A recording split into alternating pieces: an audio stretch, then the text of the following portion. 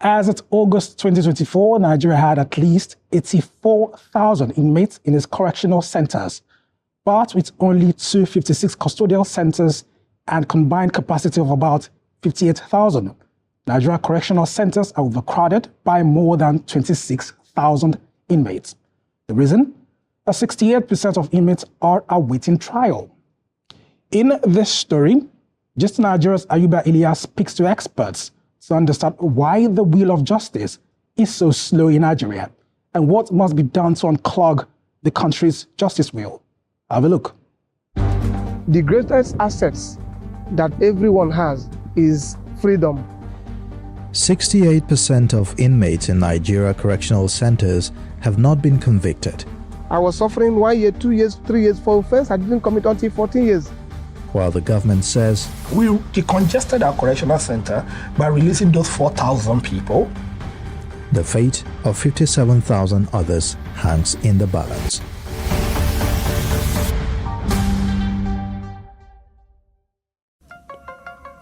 "45-year-old Chinedu Eze was a member of the Road Transport Employers Association of Nigeria in the early 2000s. When Chinedu was assigned to drive a client's vehicle from Abuja, the Nigerian capital, to northwestern Sokoto State in November 2005, it was like any other business day.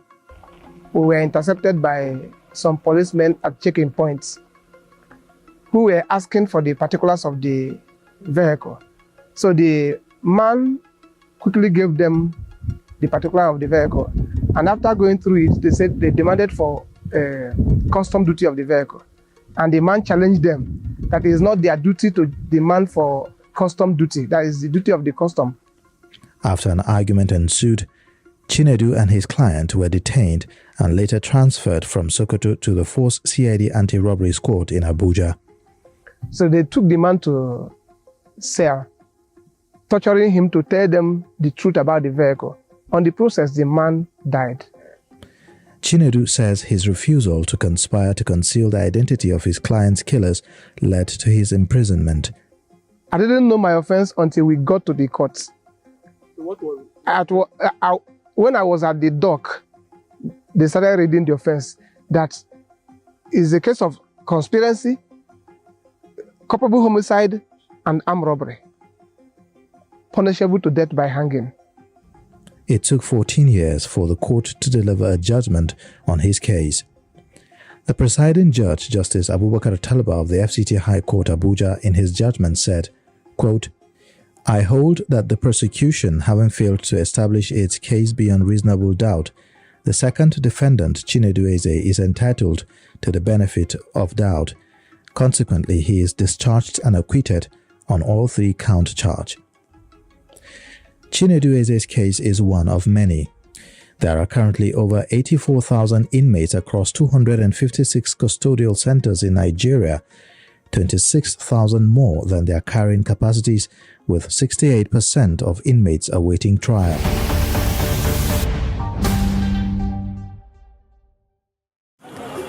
Everyday experiences shows that many Nigerians living below the poverty line don't see the courts as their first port of call when seeking justice. We find situations where the police decides to investigate or go ahead with a matter only after money has exchanged hands. Another thing that we find is the criminalization of petty offenses. The process of arraigning somebody in court involves the process of arresting the person, interrogating the person, doing investigation about what the person have said or between the complainant and the accused, and coming to a probable offense. It's a matter of procedure in Nigeria. Once a trial judge has been elevated or transferred, if a new judge is going to administer on the case has to start de novo. It has to start all over again. Aliyu Abubakar is the Director General of Legal Aid Council of Nigeria, responsible for providing free legal representation for indigent citizens. But amidst budgetary constraints, the council is overwhelmed.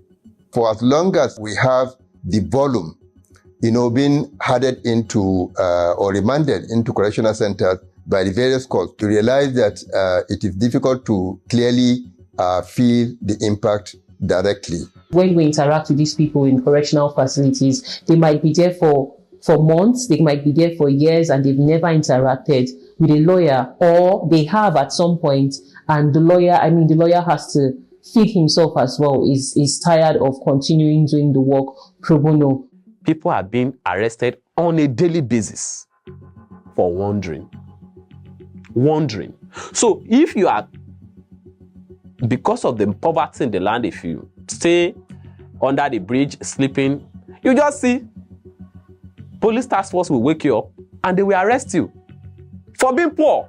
We are still continuing arresting them, and because they are not permitted, many of them are living in an unauthorized place. You see them building shanties under the bridge in different bushes around. Experts identify lack of awareness, arbitrary arrest, legal technicalities, low number of judges as some of the challenges facing the justice system in Nigeria.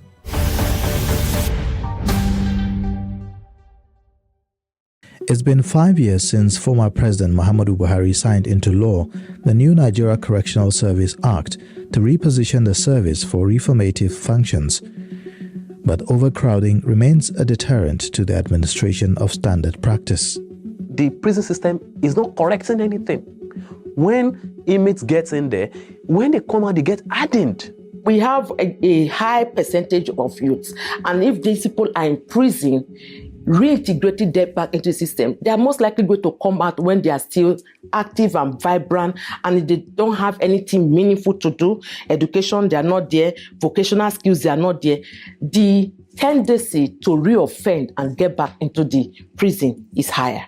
With the Nigerian government spending 750 naira or 50 cents per day feeding each inmate, 22 billion naira or $14 million was budgeted for the inmates in 2023. To decongest the correctional facilities, authorities say over 4,000 inmates unable to pay petty fines have been released. We reached out to the private sector. We raised 585 million and we paid off all the fines.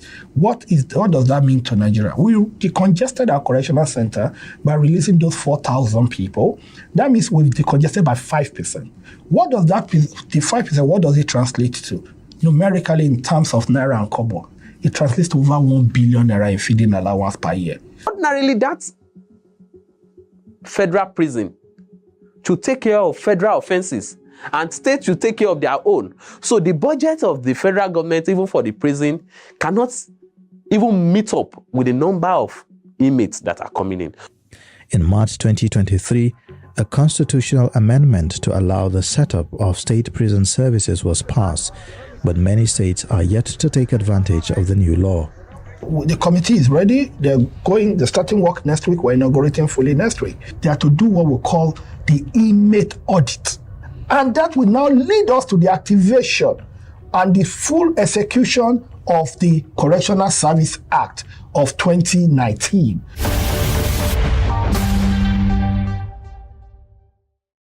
You solemnly swear. As Nigeria's new Chief Justice Kudirat LACoN assumes office, expectations are high for long-awaited reforms.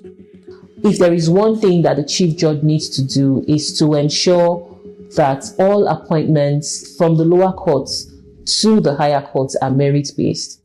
So I feel that we need a reform of the system, and that would come about, having a justice system that allows for, quick dispensation of justice. For us to have speedy dispensation of justice, for us not to have cases where someone's file is missing, we need to see how well we're leveraging technology. If you have an issue with the law, regardless of the nature of the issue, and if you are poor and indigent, this is the reason why the Legal Aid Council was set up by government. You can approach the Legal Aid Council and get free legal assistance from the council. The whole of Nigerian prison, if there is a psychiatrist now, maybe one or two, highest. So at least get that into place.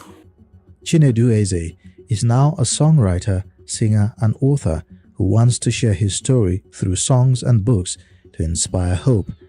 But the future of thousands of others in detention hinges on an effective justice system. Ayuba Ilya, Gist Nigeria. So how should Nigeria address its slow justice system? Share your ideas with us on X at Just Nigeria TV. We'd like to hear from you.